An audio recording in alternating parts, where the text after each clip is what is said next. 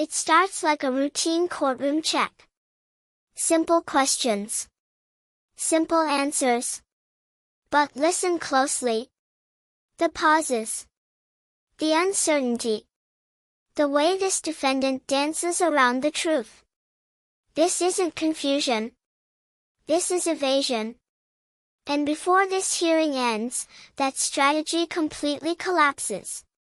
For the most part, are those facts accurate? Yes, Your Honor. Did you get into an argument and into a fight with SB?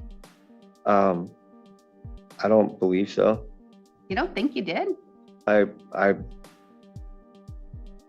just know that when she dropped me off, she was yelling stuff at me when I drove off.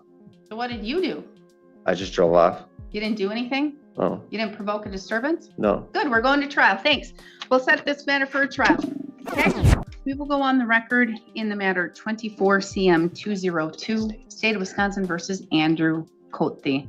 The state appears through Assistant District Attorney Holly Rockow in person. Mr. Cote appears in person in custody with counsel Joel Feliski. We're set today in this matter for a plea and sentencing hearing. The parties have reached an agreement. Mr. Feliski, can you please recite the agreement for the record? On paper, this looks harmless. A misdemeanor. Just court costs.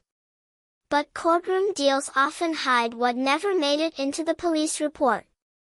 Yes, Your Honor. Mr. Cote has agreed to plead to one count of misdemeanor disorderly conduct, with the remaining counts in the complaint dismissed and read in, and a joint recommendation by both parties for court costs totaling $443. And I believe he was in the process of a revocation. Was he revoked or did? Yes, Your Honor. As of yesterday afternoon, the final decision from the administrator came in, and he has been revoked, and he will be sent to Polk County for sentencing. Okay. And what charges was he convicted of in Polk County?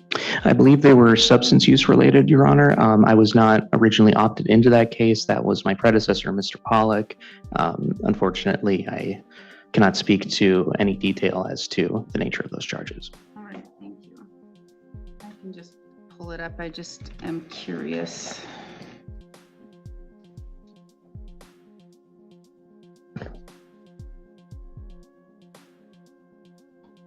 Would it be for the 24 cases or for a 21 case, Mr. Cote? 24? Oh, 24 case. Okay, so for the 24 cases. Possession charges. Repeat offenses. Multiple counties. This isn't a single bad night. This is a pattern, and judges don't ignore patterns.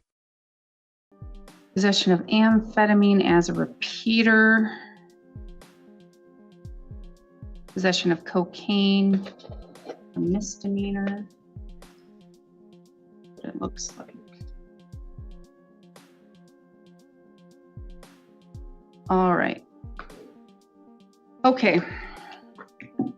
Basis for the agreement and why it's in the public interest, Ms. Rockow? Your Honor, Mr. Schmidt negotiated this case with Mr. Pollack and Mr. Flasky, but based on my review of the file, I believe that this was based upon the facts and circumstance surrounding the case being relatively minor in terms of the disorderly conduct. There was, of course, the violation of the bail, but that was the Polk County bail. And so it looks like that was all resolved with his latest revocation. So those bail jumps being dismissed and read in is appropriate for that reason. And I don't believe that any additional confinement or supervision is going to be necessary as he is facing that sentence for the revocation. Okay. All right. So we do have victim SB in the courtroom here today, and Ms. Bauer, SB would like to make a statement. Is that correct? Yes, Your Honor. SB may come up here and have a seat at the black desk, and you may provide a statement. If you are going to read something, please read it very slowly so my court reporter can take everything down. Of course.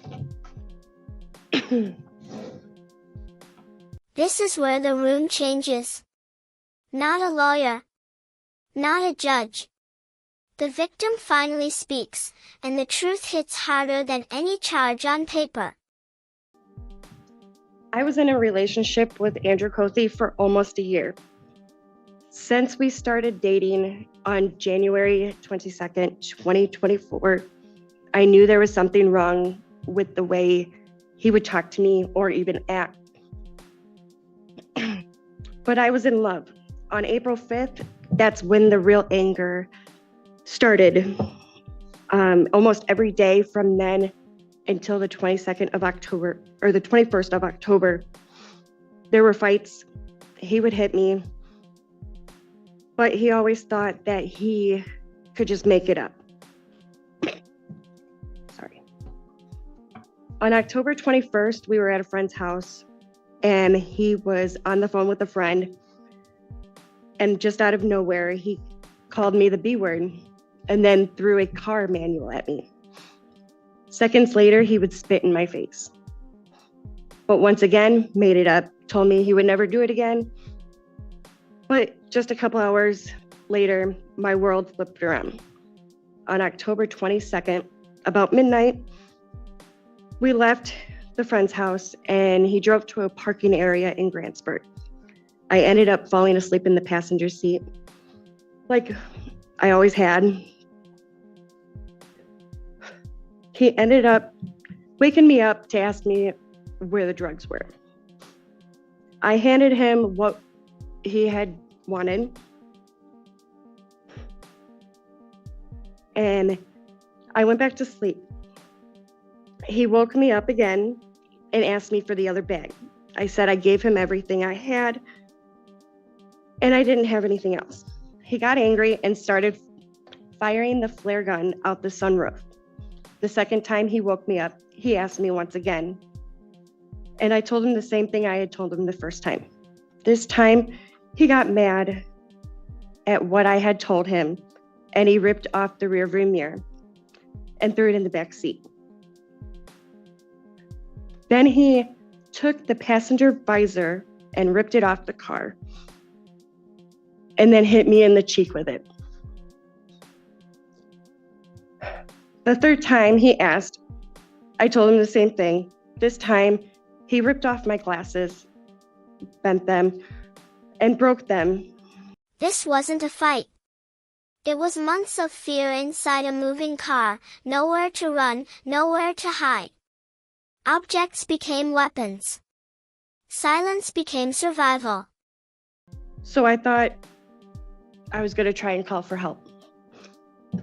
He ended up taking my phone and with his two hands, literally ripped it in half. The fourth time he woke me up, I kept repeating what I had told him every time. And this time I looked at him and I looked in his eyes and they were black. It was like Andy was gone and someone else took over. The next thing I knew, he started bashing my head against the passenger window. And all I kept thinking was, I have to get away, otherwise he's going to kill me.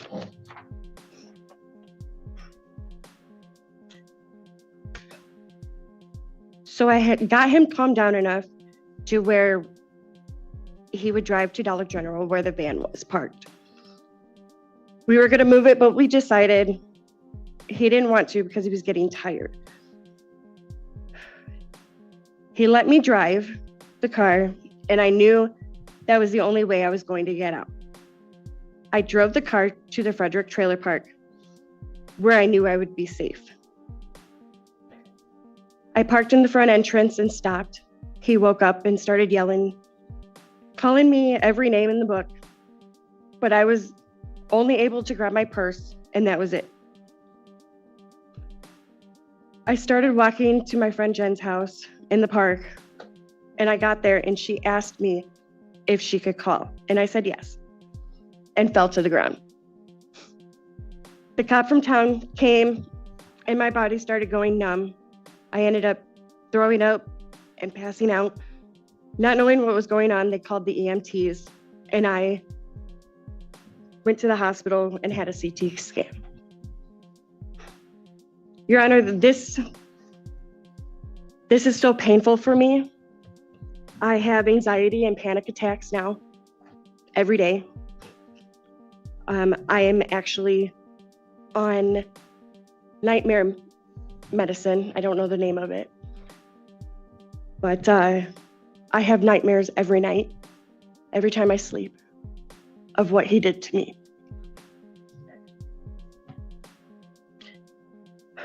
I am in therapy almost either 1 or 2 days a week, and I will be on therapy for at least 3 years, she said. This was 6 months ago, and yet it still gets to me every day. I don't know how I'm going to move on from this. So I'm asking you for some stipulations. 90 days in jail, no contact with me, my property, or my roommates, no possession of firearms, anger and drug treatment, and probation. And here's the most disturbing part. None of this made it into the criminal complaint. No shattered glass. No head slammed against a window. Just an argument. I don't think it's fair that I have to live with this every day and he would get away scot-free. He has made it to where I don't feel safe, and I will be putting 2 restraining orders on him for both counties. I can't go outside by myself. I can't go to the store by myself. He's already threatened me enough. Thank you. Thank you. Just a bit of information. You only need 1 restraining order. It covers you everywhere. Okay. So Thank you don't you. need to go to both counties. Thank you for your statement. Thank you. And for the record,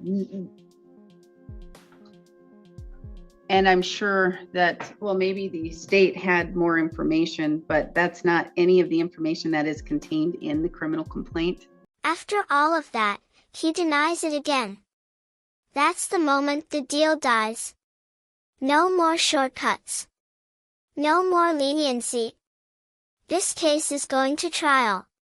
The complaint is very sparse and just indicates that there was an argument and it may have escalated, but what I have access to doesn't discuss the level of what that argument may have been or consisted of.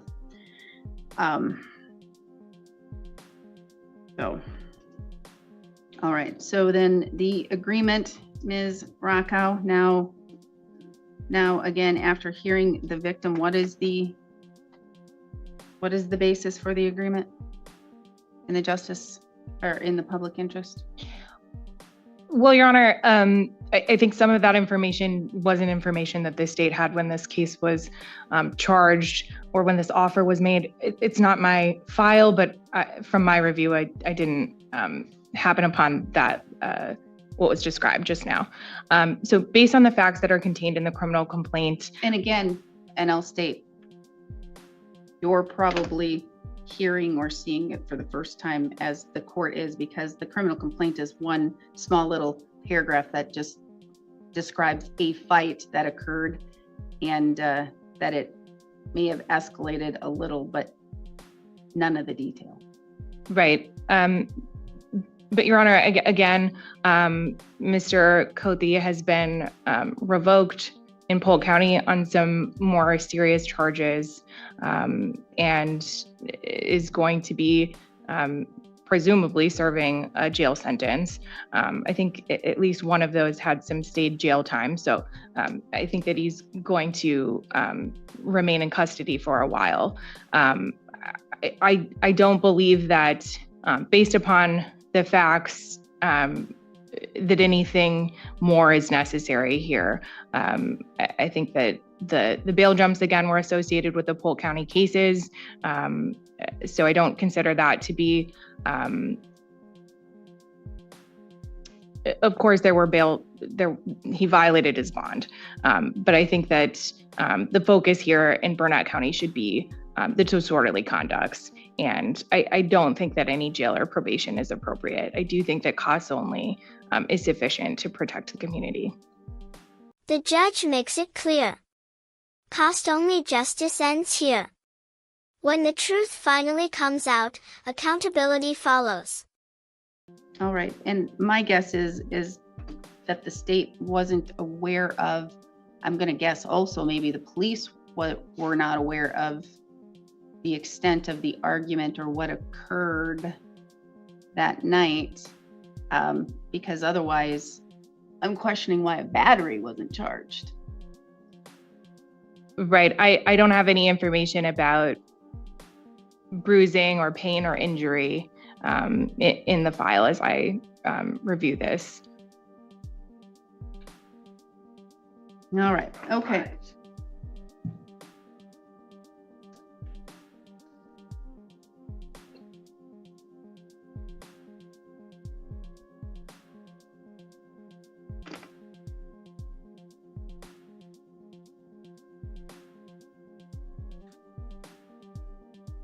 And he is being revoked, and I'm taking judicial notice of 24 CF 15, 24 CF 224, and 24 CF 310 Polk County matters, in which he has now been revoked on those matters and will go face sentencing in Polk County.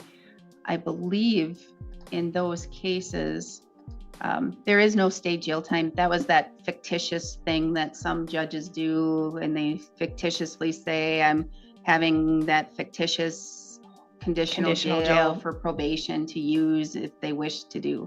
Understood. And so with regards to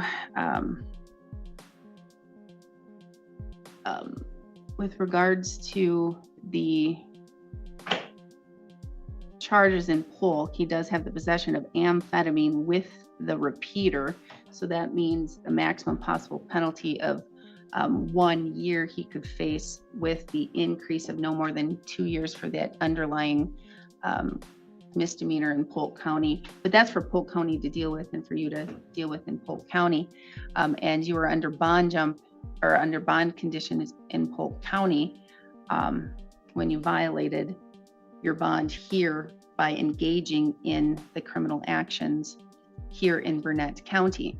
And for the record, and this is, I guess, for the victim as well as you, Mr. Cote, for you to be aware of, and perhaps the reason why these were simply charged as disorderly conducts is because of the little bit of information that was provided the day of the incident, at least that I have in front of me. And usually what's in the criminal complaint is what has been provided to the police in the police report. So there's not much. This is the first time that I believe perhaps even the state is hearing the depth of what may have occurred that night.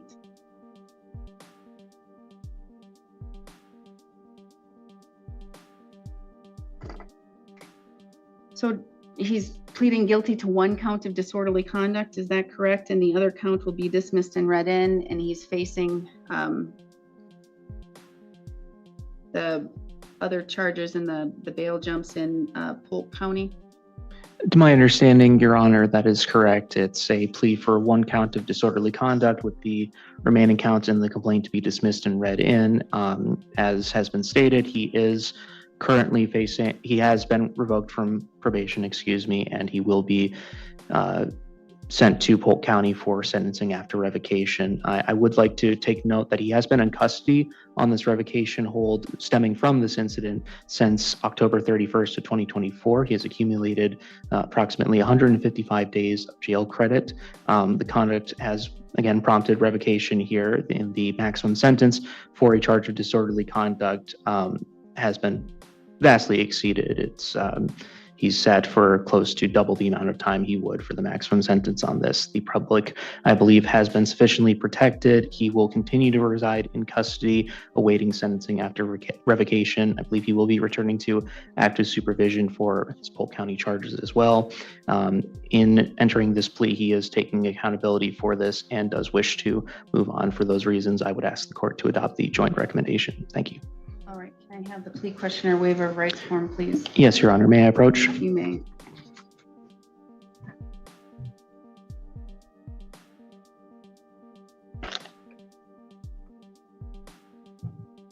So I have in front of me the plea questionnaire waiver of rights form, Mr. Coakley. Did your attorney go over this document with you thoroughly?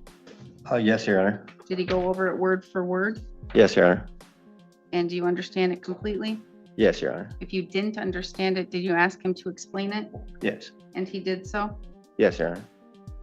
So you're 37 years old, you have 12 years of schooling, you can read, write, you understand the English language. Yes, Your Honor. That's your signature on the second page. Yes, Your Honor. You're pleading guilty to 1 count of disorderly conduct, is that correct? Yes, Your Honor. Did your attorney go over with you what the state would have to prove your guilt beyond a reasonable doubt? Yes, Your Honor. Did your attorney go over with you the maximum possible penalties you face? Yes, Your Honor. No mental illness or disorder and no alcohol, medications, or drugs? No, Your Honor. Because you're charged with crimes, you are entitled to constitutional rights, and each of these rights is listed on this document. Did your attorney thoroughly go over these rights with you? Yes, Your Honor. Do you understand them completely? Yes, Your Honor. Do you understand that by pleading guilty, you're waiving and giving up these rights? Yes, Your Honor. Do you need me to go over these rights with you in any more detail? No, Your Honor. You understand that if you're not a citizen of the United States, your plea could result in your deportation? Yes, Your Honor. You understand the state would have to prove on or around October 21st, 2024 in Burnett County, Wisconsin, while in a private place you engaged in indecent, boisterous, abusive, and otherwise disorderly conduct, which under the circumstances did tend to provoke a disturbance. Do you understand what the state would have to prove? Yes, Your Honor. Do you understand the maximum possible penalty? The maximum possible penalty of this crime could be a fine of up to $1,000 or up to 90 days of incarceration or both. Do you understand that? Yes, Your Honor. Do you also understand I have a recommendation from both of the counsels, both of the attorneys here, a joint recommendation for costs only, that would be court costs and DNA surcharge, etc., costs only for $443. Do you understand that is simply a recommendation to the court? Yes, Your Honor. Said differently, that means I'm not bound to follow that, and I could sentence you all the way up to the maximum possible penalty, and I could do that here today if I thought it was necessary and warranted. Do you understand that? Yes, Your Honor. Do you still wish to proceed and enter a guilty plea? Yes, Your Honor. Did you go over the criminal complaint with your attorney? Yes, Your Honor. And again, that's that document that basically says what happened that day and why you were charged with the crime. And albeit it is very short and it doesn't have a lot of facts and it doesn't have as many statements or factual assertions as the victim did state here today, but as it's stated in the probable cause section of that criminal complaint, for the most part, are those facts accurate? Yes, Your Honor. Did you get into an argument and into a fight with SB? I don't believe so. You don't think you did? I just know that when she dropped me off, she was yelling stuff at me when I drove off. So what did you do? I just drove off. You didn't do anything? Oh, You didn't provoke a disturbance? no. Good, we're going to trial. Thanks. We'll set this matter for Before, wait a minute, he's denying it again. After sitting through the victim's detailed testimony, after agreeing to a guilty plea, this sudden reversal isn't just bold, it's reckless. And guess what? The judge catches it instantly. No more sweet deals. We're heading to trial.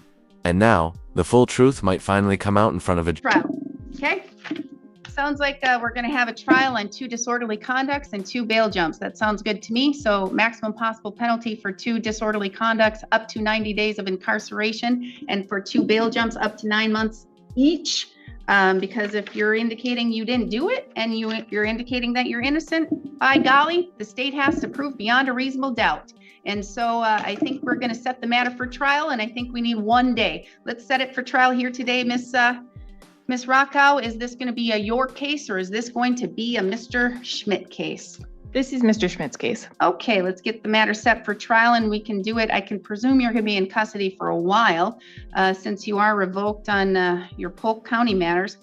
But we don't have a problem getting you back here for a trial. We have a really great lieutenant who runs our jail very well, and we have the ability to do transport. So let's get this matter set, and let's get it set for sometime soon. And we have the victim here, so we can make sure that we have a date that works for the victim as well. How about June 24th? It is on the assistance week, but June 24th sounds like a good day to have a trial. How does that work for you, Mr. Feliski?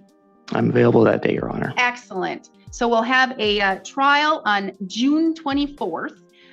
That'll be a trial because, again, if you didn't do anything that day, that's what your assertion is here, Mr. Colte.